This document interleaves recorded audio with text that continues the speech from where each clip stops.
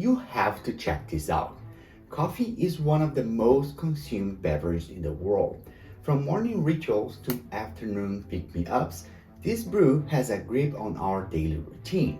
There is an ongoing discussion about coffee and whether caffeine is good or bad for you. Today, we will talk about not only the surprising effects it has on your body, but also the secrets to help you dodge the afternoon crash. Stay tuned because what you are about to learn might just turn your espresso beliefs upside down. Buckle up, it's showtime. Welcome to Nitzero Club, the place where impactful people come to get inspired.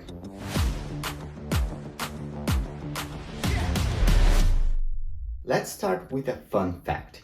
Many folks associate that morning cup of joe with a sudden trip to the loo. While this is true for some people, for others, coffee can cause constipation.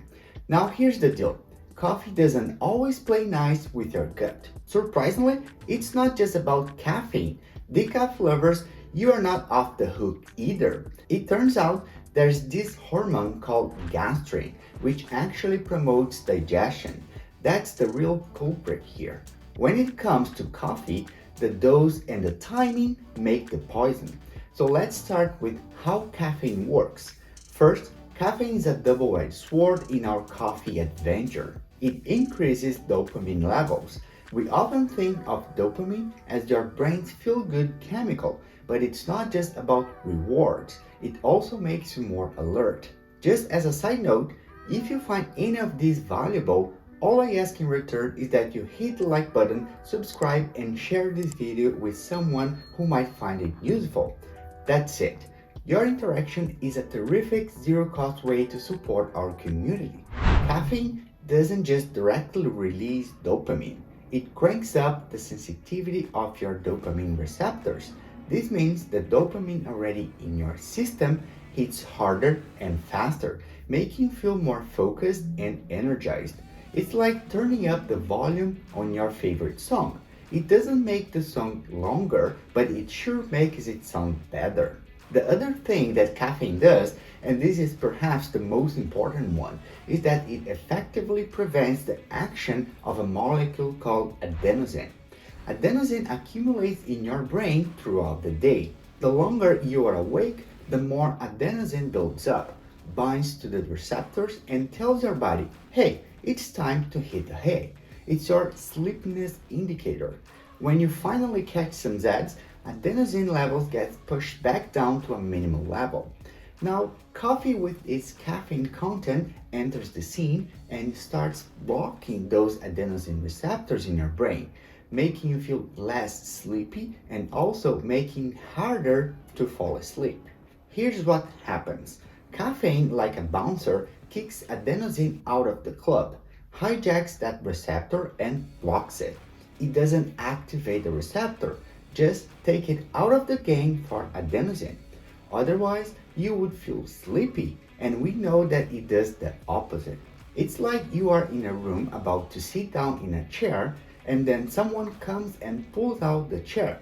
Now you've got nowhere to sit. Caffeine does just that and keeps pulling out the chairs from more and more adenosine, leaving them inactive and unable to communicate sleepiness, so they stay floating around in your brain. However, the adenosine is still in brain circulation. There is a catch. The caffeine party doesn't end that quickly. It overstays its welcome. The half-life is somewhere between 5 to 6 hours. So here's the deal. If you want to catch some quality sleep, steer clear of caffeine at least 8 hours before bedtime.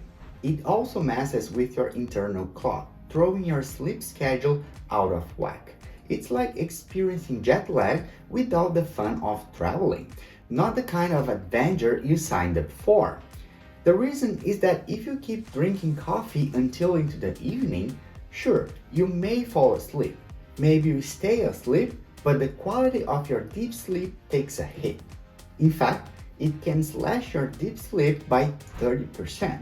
It might not sound like a big deal, but you'd have to age around 10 to 12 years to experience the same decline, or better yet, Do it every night with a couple of espressos. In the morning, depending on the quality and duration of your sleep, your body's adenosine levels may be at rock bottom, making you feel super alert, or you may still have some adenosine floating around. So what happens when you sip that morning coffee? Caffeine steps in, binding to the receptors that adenosine would normally occupy, temporarily preventing that drowsy feeling. Great, right? But wait, adenosine is still there. When the caffeine effect wears off around 2 or 3 p.m., the adenosine that's still around binds to those receptors and you get the afternoon crash. So not only you are hit with the same levels of adenosine that you had before you had that cup of coffee several hours ago, but also with all the adenosine that's been building up during the time that caffeine has been in your system. It's sort of an avalanche of adenosine.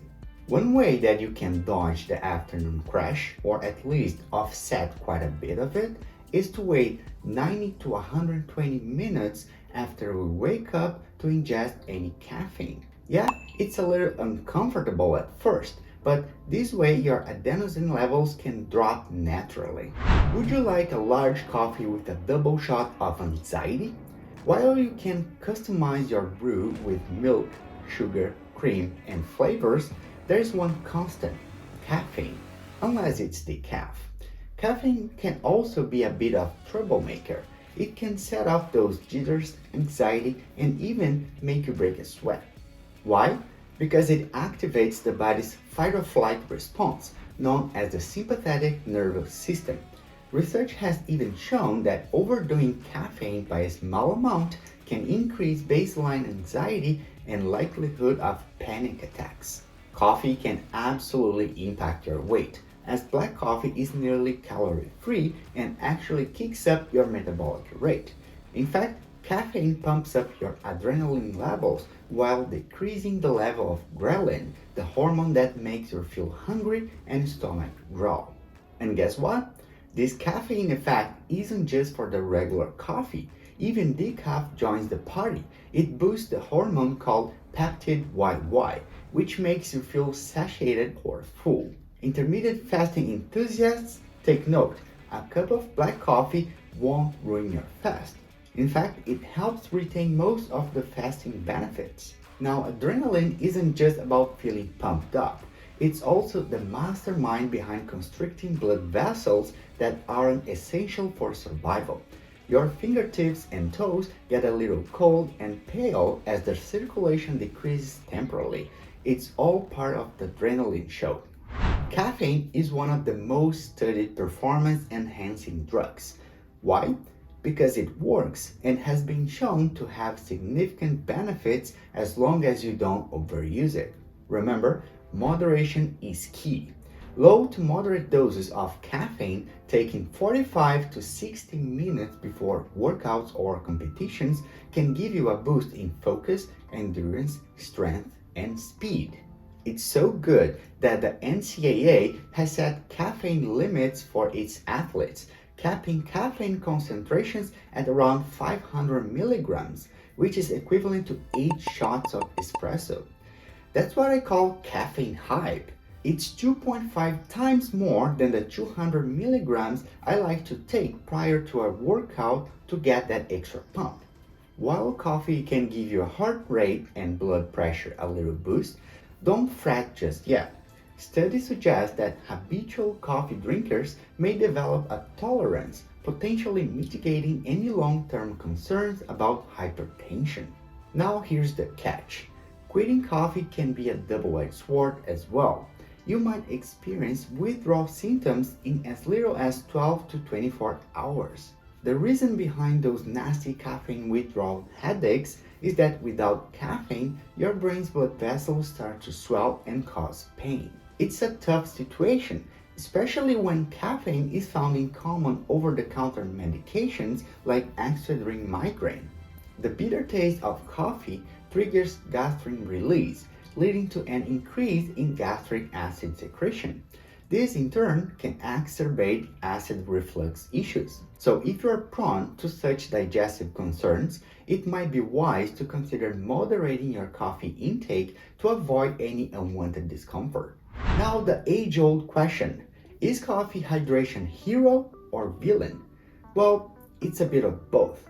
Coffee is a mild diuretic, meaning it makes you pee more and flush out fluids, sodium, potassium, and electrolytes. But if you are sipping a whole cup of coffee, it contains fluids that can replenish what you lose. However, if you're drinking tiny espressos loaded with caffeine, you might not be replacing the lost fluids, which could leave you somewhat dehydrated. The key is not overdo it, and you should be just fine. Now I'm curious to know, how many cups of coffee do you drink per day? Drop your answer in the comments below.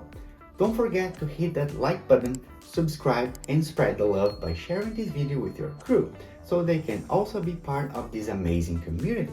As always, keep up a good fight and be wealthy.